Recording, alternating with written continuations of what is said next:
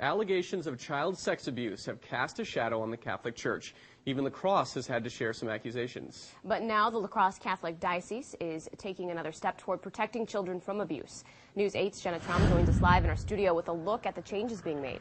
Mark and Lisa, the La Crosse Diocese is updating its policies when it comes to investigating allegations of abuse. But some say it's too little, too late. Bishop William Patrick Callahan will be the first to tell you the Catholic Church was not responsive enough to child sex abuse in the past. Just, kind of going along like any other organization, and within there were problems. But now they're turning a new page. The La Crosse Diocese changed its policies to make it easier to launch an internal investigation. It also now identifies explicit emails and text messages and having child porn on a computer as abuse. Oh, well, just take a look at what's happening around the country right now. I mean, children are still very vulnerable, and so we want to make sure that we look at every single means. The Church is very much in the forefront of managing these kinds of things. But not everyone sees it that way. The Wisconsin director of the Survivors Network of Those Abused by Priests, or SNAP, rejects Callahan's claims that the Church is being proactive. But in reality, they're acting reactively, because the rest of society has viewed child pornography for the scourge and the crime that it is.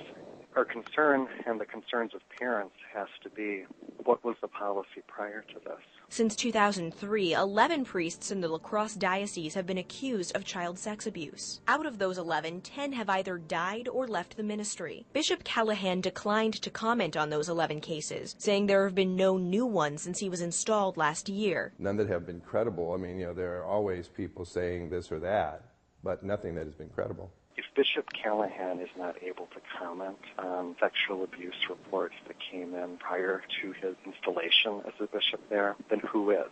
Who is ultimately accountable? It's not acceptable to say that no one in your organization can be held to account for childhood sexual abuse, whether it happened prior to your tenure or if it happened once you arrived. But Bishop Callahan says he's looking into the future, not the past. I pray every day for my priests. I pray every day for those who are affected by their ministry, and definitely by those who have been affected by their abuse and their sin. These changes come in the wake of a child sex abuse scandal both at Penn State and Syracuse. And in fact, Bishop Callahan made an interesting comparison.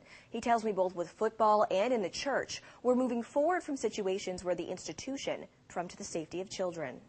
All right, thank you, Jenna. The La Crosse Diocese also added people with developmental disabilities as a protected group that will fall under rules governing sexual abuse of children. Now, all of the new changes bring La Crosse's policies in line with those laid out by Pope Benedict XVI in May.